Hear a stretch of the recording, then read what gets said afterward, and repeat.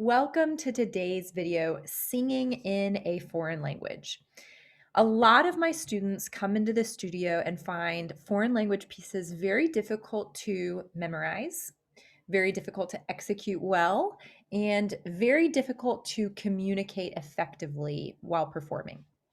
So I wanted to take this opportunity to provide some tactics for learning how to sing and communicate effectively while you're performing in a language that you may not speak. So first things first, you really want to spend some time at the beginning practicing the diction by itself. Give yourself plenty of time to repeat and repeat the diction over and over again, following along with the recording that we've done in your lesson. Then you want to spend some time listening to recordings of professional singers perform the piece. That way, you're getting the sound in your ear accompanied with melody and with the sung voice. Then, before trying to sing it yourself, you want to intone the text. Now, what this means is that you're going to speak the text on one solid pitch using your body and your breath stream to support the text. For example, I'll do a line from the aria O mio babbino caro by Puccini. O mio babbino caro. What this does is it allows your articulators to learn how to adjust the diction while you're also using your body and your breath to support the singing. Now, once that is solid, and that may take a couple of really intense practice sessions, once that's solid, then you add the rhythm. So then you take the text and you intone it rhythmically. For example, we would do in 6/8, O mio babbino caro,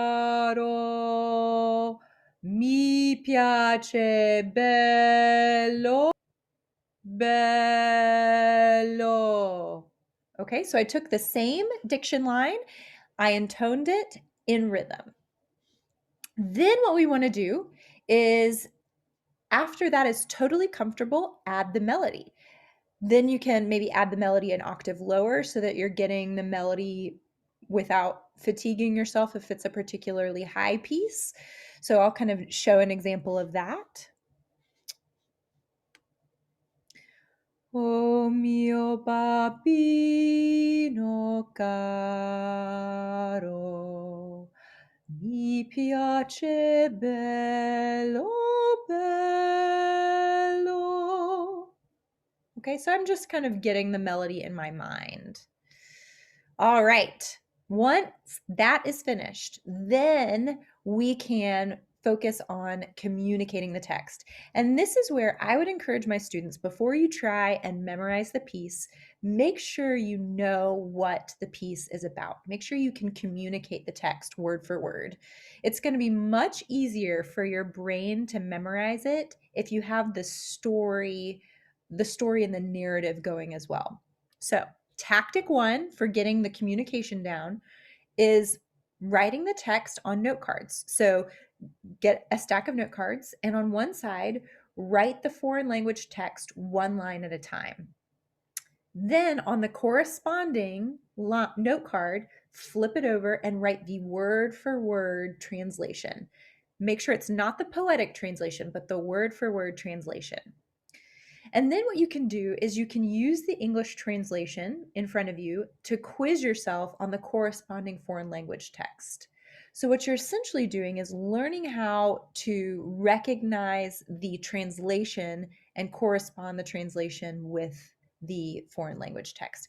And then you can do it vice versa. You can look at the foreign language text and try and recall the word for word translation.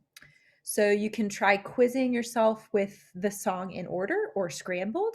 And you can also ask a friend to quiz you so they can hold up the English translation and ask you to recall the foreign language line that corresponds with it. So that's one tactic.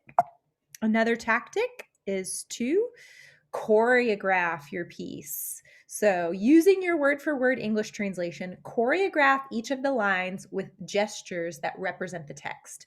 So if your line says, The sun is beautiful out today. You could do the sun is beautiful today.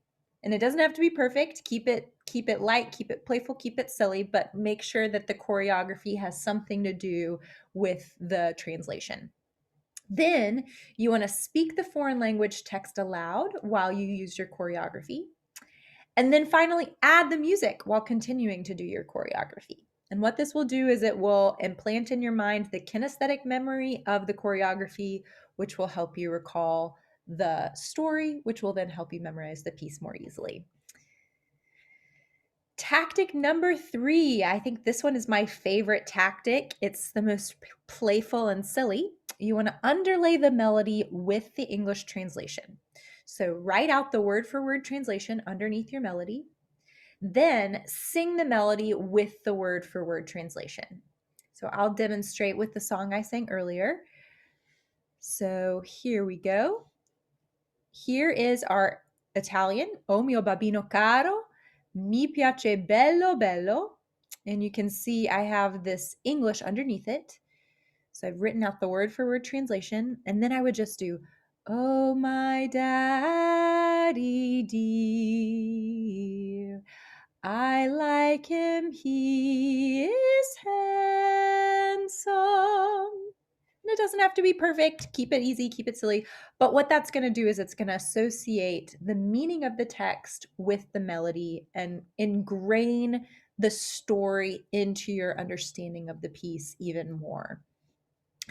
So, in conclusion, you want to kind of think about what type of learner you are, and maybe try what tactic works best for that learning type. So, if you're a kinesthetic learner, maybe try the choreography. If you're an oral learner, enjoy the text underlay.